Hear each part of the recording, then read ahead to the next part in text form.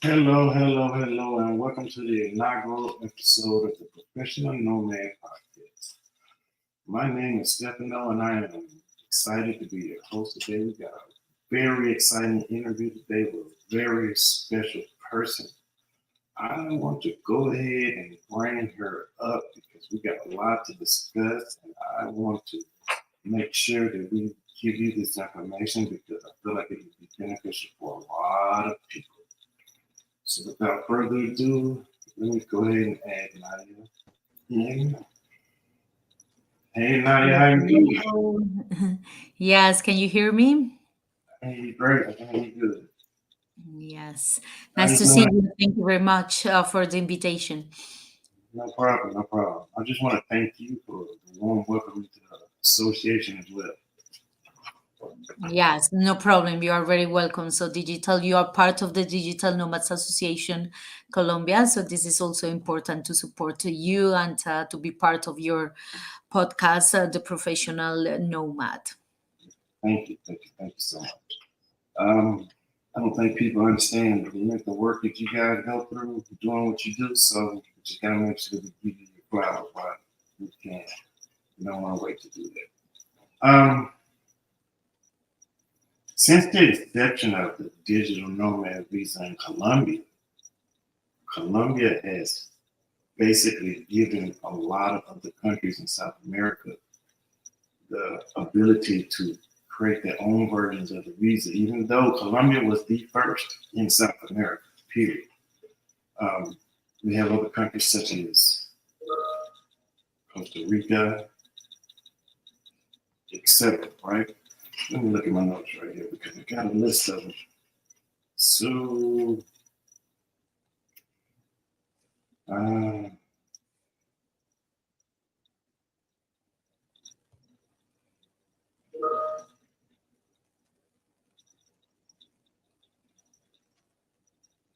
yes, Costa Rica, Ecuador, being just a couple in South America that have their own version of the digital nomad visa. Um, when Ilana came up with the idea for this visa, how long did it take her to get it fully How long passed? what did she take to get it? Yeah, how long did it take to get it passed? It was a long process. I don't know exactly how long it was, but this is basically a bureaucratic process. So, Ilana, I know that she was working with several people on this, with the government and with other people, and also the private sector, inspired by the digital nomads that they are like pretty famous in Europe, especially one of the leaders of digital nomads in the world. It is Estonia. So in Estonia, Yeah, there's like a really big important program for digital nomads, where digital nomads they can register themselves.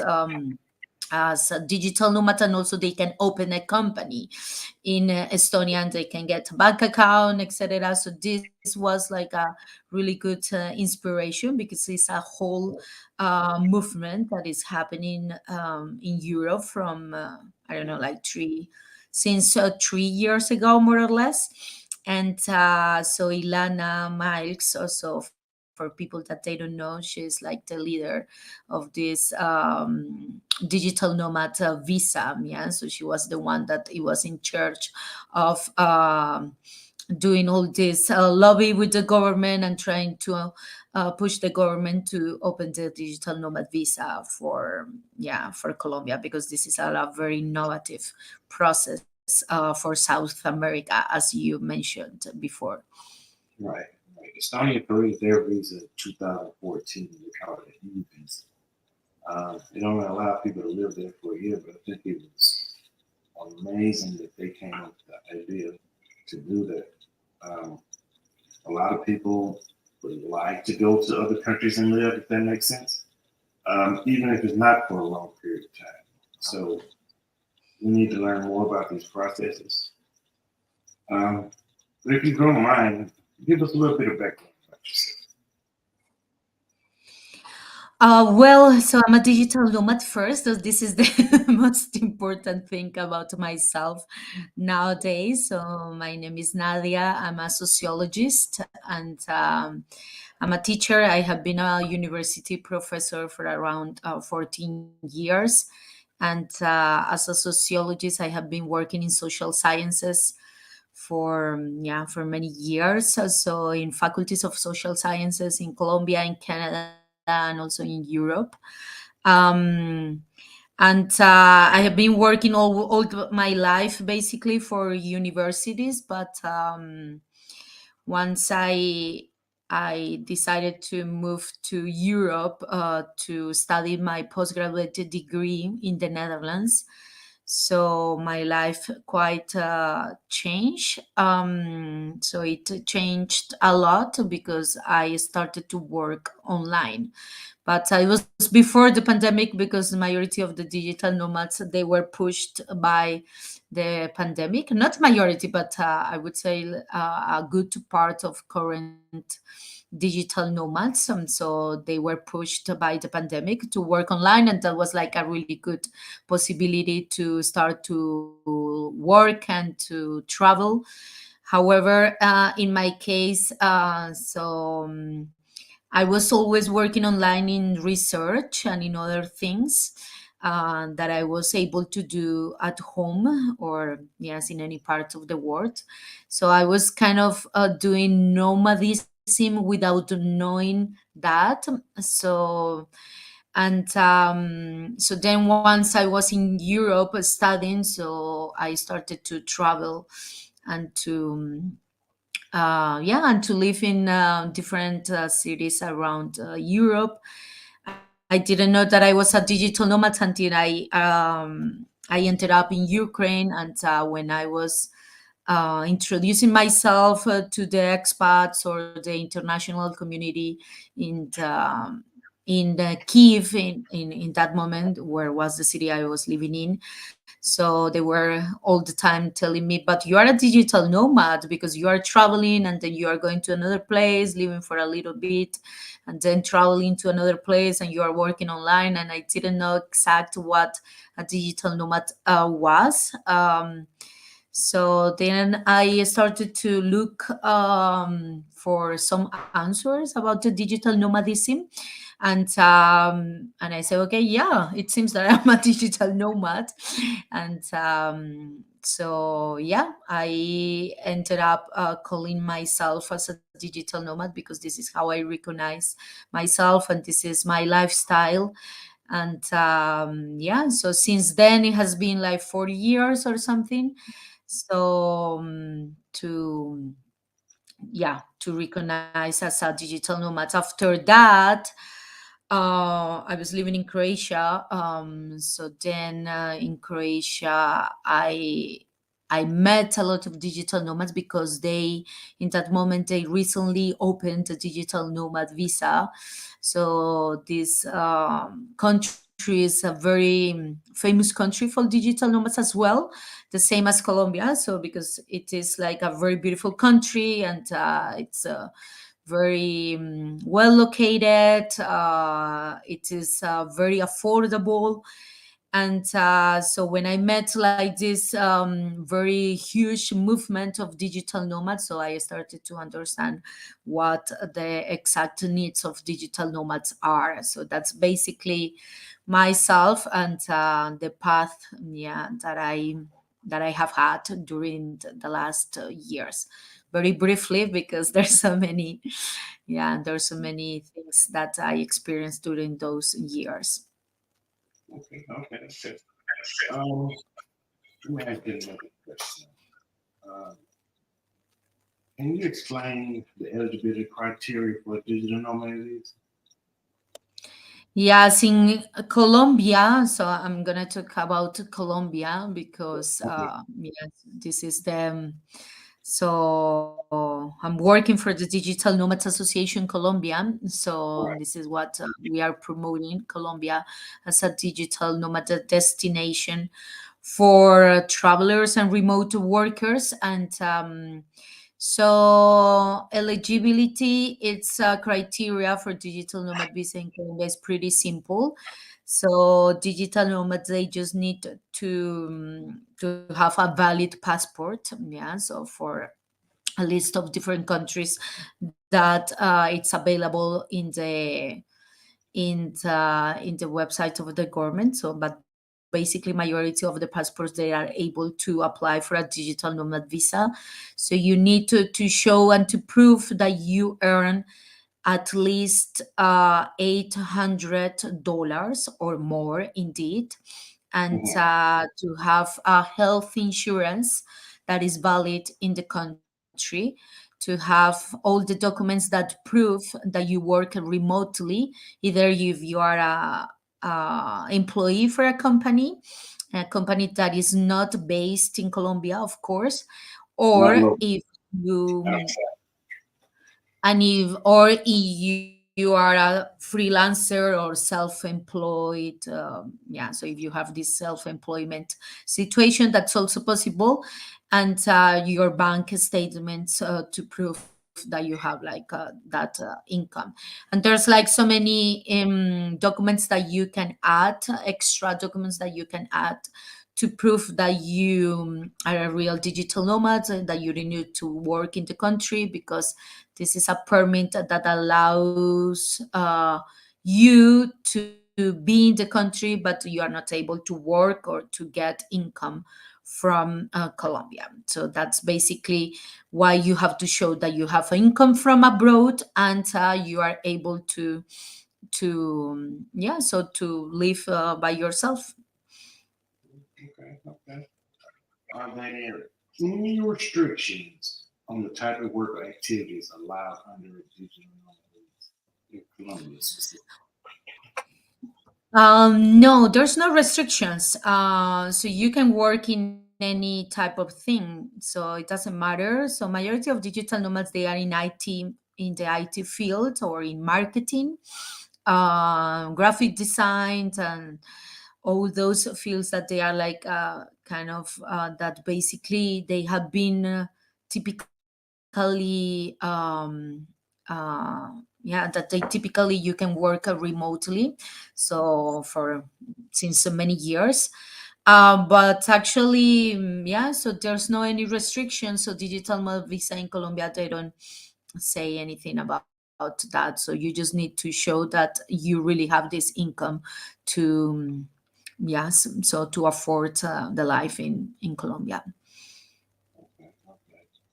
And as far as the insurance goes, the policy has to specifically say in Colombia you have coverage in Colombia.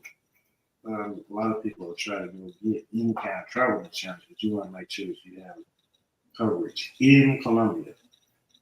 It's very important that people know that. Matt, go ahead. What were you about to say now? So regarding the health insurance, yes, of course. So you have to have coverage in Colombia. Yeah. So fortunately, there's a lot of health insurance companies for digital nomads, pretty famous brands, and Mm-hmm. you can set in those companies where the countries, what are the countries you are going to live in, because so many people they live 1 year in one country and the next year in another country, even 1 month in one country and the next month in another country. So you, with those new companies, you are able to set different countries in the same health insurance um, package, let's say. And um and for people that they are going to have like a longer stay in Colombia, so we always suggest to get a health insurance, a Colombian health insurance. Yeah, so there are international companies that they have headquarters in Colombia, and so we suggest to get a health insurance in inside the country. So this is like a pretty important that you have coverage inside Colombia. Hmm. Okay. And some popular ones that I know of, Safety Wing, Ginky is one of the newer ones. They have a pretty good plan, and it's affordable, very affordable. I have it myself, so I think people should check it out.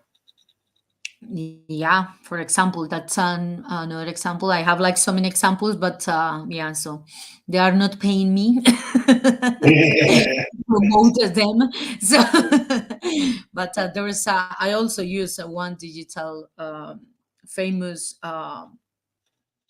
health insurance. Yeah, so which is yeah, it's a good one. And yeah, there's so many possibilities, and they are quite affordable, and they are not expensive at all, because this is like the first question that we get. If they have like to pay a really expensive health insurance for getting the visa, or if they have to pay for 2 years up front. And yeah, this is not necessarily, yeah, so you can pay month by month or 1 year in advance, so whatever is possible for you. The important thing is to have the insurance, yes, that and the coverage inside the country. All right. Are there any cultural society considerations that digital nomads should be aware of in countries such as Colombia? Because I know it can be a difference. And at the same time, you don't want to go to another country and be rude to people. You know, because I know it's been a an issue recently with certain expats or foreigners coming to Colombia per se, right? Just not respecting the local people. So, is there anything that people should take into consideration before applying for digital nomad visas? Yeah, so this is really interesting question, because as a digital nomad myself, I'm always aware of the locals and people that they are receiving me, basically, because I have been a digital nomad, but I have been also a migrant, yes, like for a few years. And so this is very important for a migrant or for a digital nomad. Any kind of person that is living in another country should know and should be aware that there are some cultural and social practices that you need to know. Yeah. So, for example, you should respect like the different culture, yeah, so festivities or language also. It doesn't matter that you have to be, for example, in the case of Colombia, like a bilingual person in Spanish, but Mhm. it's for locals. It's show you should show respect to the country. Also, if you know a little bit of Spanish, at least to communicate basic things in restaurants, in hotels, yes.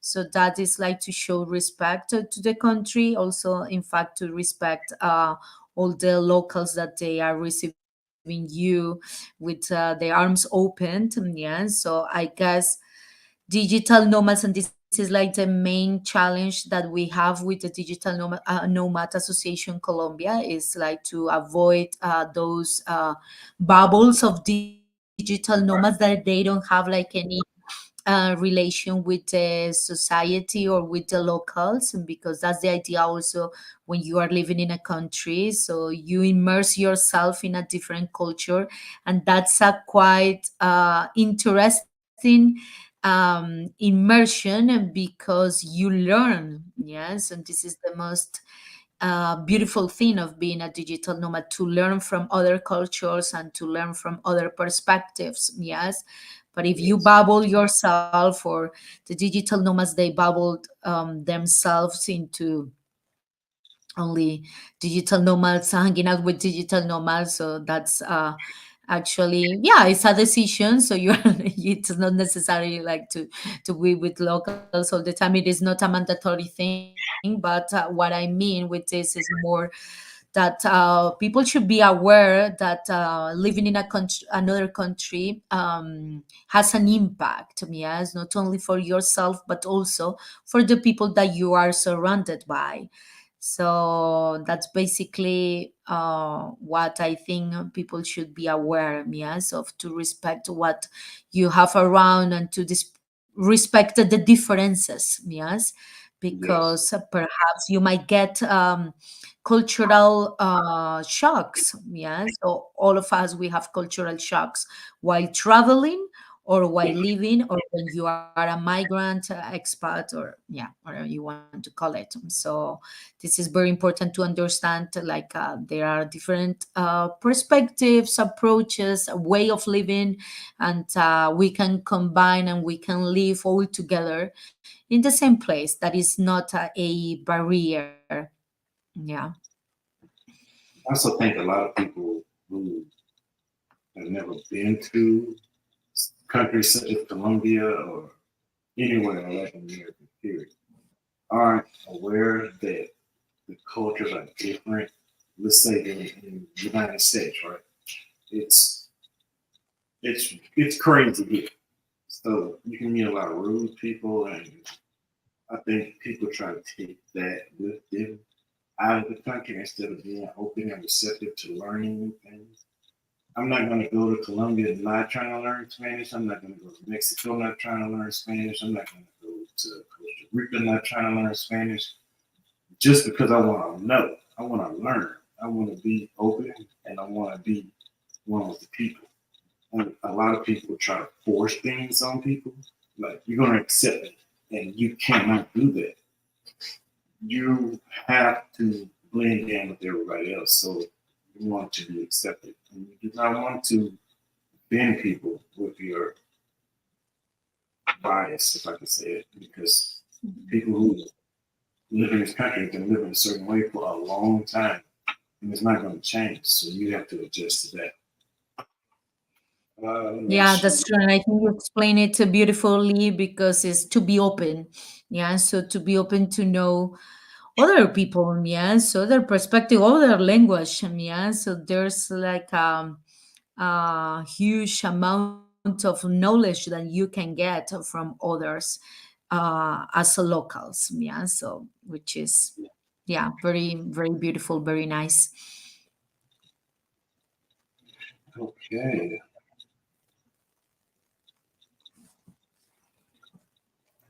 Can you travel freely between countries while holding the digital nomad visa?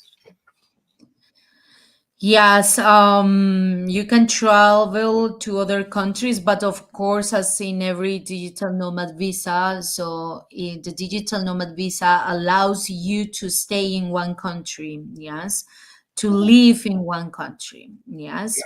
So in this case, we are talking about the case of Colombia. So in the case of Colombia, of course, if you are applying for a digital nomad in Colombia, it's because you want to live specific or entertain a specific period of time in the country. Of course, you are very free to travel if you go to the US or to see your family, or you go back to Europe, or yeah, any other kind of trip that you have.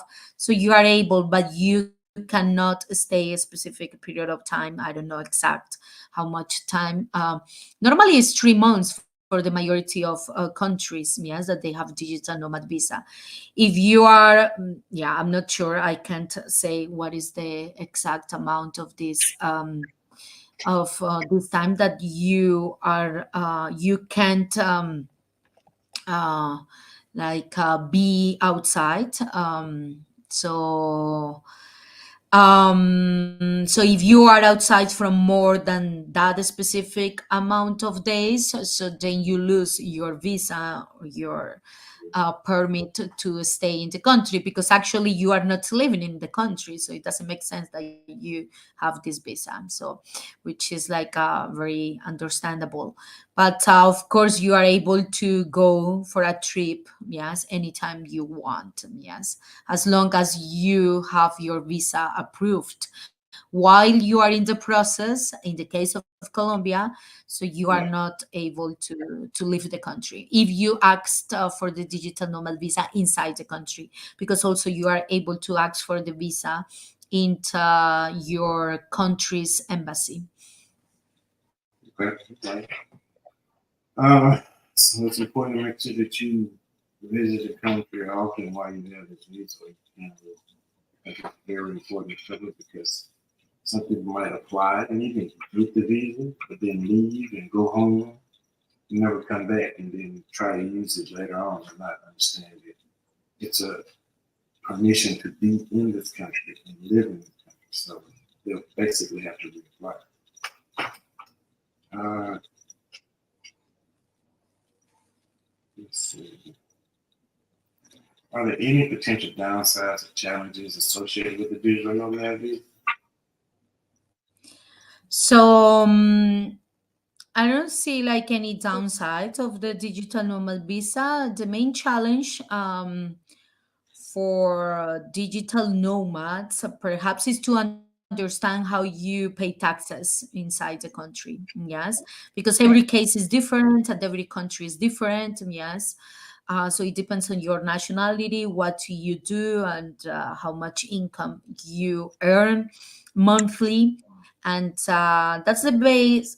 That's a basic challenge, I guess, for all the countries that they have digital nomad visa. Some countries they have decided to have free taxes visa. Yeah, so you just need to pay taxes in your country or in the countries yeah you earn money, or you have a tax residency. But yeah, you just need to be aware of that. Yeah, so the main challenge is to understand your specific case, and to understand if the digital nomad visa is for you or not, because you have other possibilities to live in the country. If you want to live, for example, in Colombia more than 6 months, so I guess the best way to do it is with a digital nomad visa. But if you want to stay less, so it is not necessary to ask for a visa, etc. So those are just examples, but that's a quite big challenge for the nomads, whether it's good for them or not to get the visa due to taxes. Okay, so that's the challenge. And the rest, they are just positive things. Yes, because you are going to live in the country that you want, so you are going to experience a really rich cultural kind of exchange, and a very affordable country like in Colombia, or in the country that you decide to stay in Latin America or in another part of the world. And downside, so I don't see any downside to me, just positive aspects. Okay, okay. I think one thing a lot of people need to understand is that it doesn't count toward the time, so it's only an extended visitor visa. So if you're looking to apply for citizenship, you would have to go another path. I mean, of course, this isn't legal advice, so you would have to consult an attorney. Um, I have one right in my section down here of channels I recommend, along with the digital nomad. Your channels in my YouTube, you can go see a list of channels that I recommend people check out.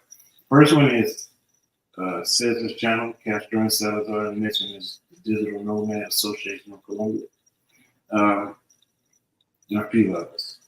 But I think a lot of people should understand that it's very important for them to know Yeah. that. So since 2019, when the visa was first generated, Colombia had already generated $6.7 billion tourism dollars. With the creation of this visa, they will, by 2026, generate an additional $2 billion. I think that is a beautiful thing for the country. It's going to drive growth, not just in the business sector, but in the sector of families. It's going to help people with job growth, right? Because it's a lot of people who might not have opportunities they would with a lot of the expats that are coming into the country, going to places that were once considered to be, not the cool place to go. People tend to turn some areas into the new area. So a lot of people who live close to those areas now have somewhere to go, somewhere to work, and be able to provide for their family. So that additional $2 billion for the country would be great. I think it's more to come, and I'm excited to be a part of it. Um, in closing, do you have anything that you would like to say, Nadia? I know your time is very valuable. Yeah, so yeah, I think you said perfectly. Yeah, I love it. So yeah, so it's just like the positive impact that digital nomads they have in a country, and in the case of our community and our audience in Colombia, is quite huge in terms of economics, cultural exchange, social impact. Of course, there are some challenges that the country has, yeah, so to regulate like some things regarding the nomads inside the country. However, so this movement is like very new one, or this is a new way of migrate to different countries of South America. So, but I want to, yeah, to invite to any people that they want to become a digital nomad and they are interested in being in Colombia. So to contact the Digital Nomad Association Colombia, so DNA call, so you can just check our website out or our social media.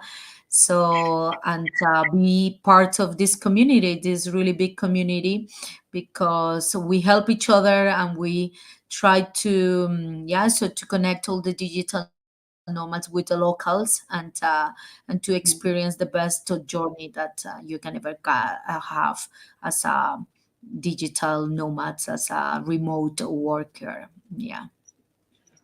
And being a part of the association gets you certain benefits with the local organizations too. Could you elaborate on some of that? I'm gonna put some of your Sorry, links once again. in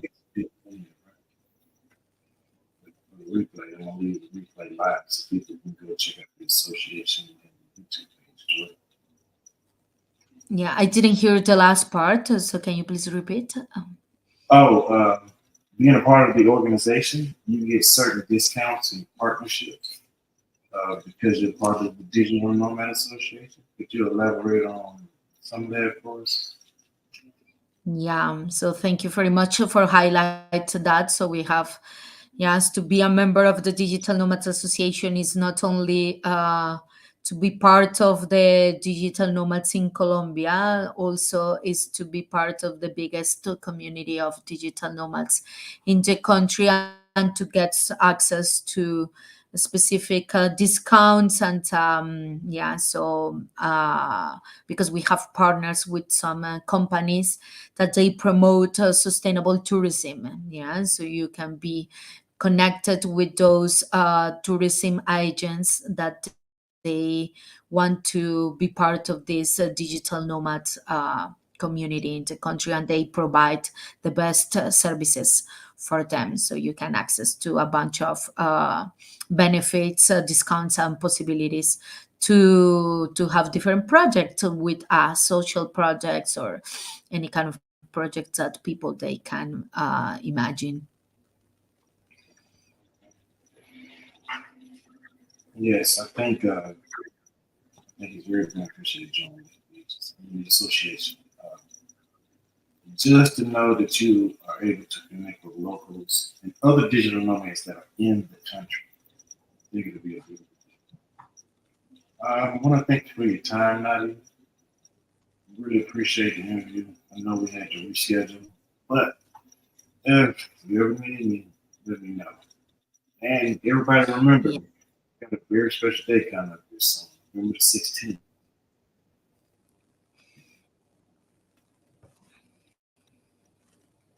This will be the day that the first digital nomad will. Yeah, so thank you very much for the invitation. And yeah, so we are happy also to have you in the Digital Nomads Association. So come to with us, yeah, so whenever you need. All right. Thank you. Okay, thank you. All right. Talk to you later. Bye bye. Bye bye.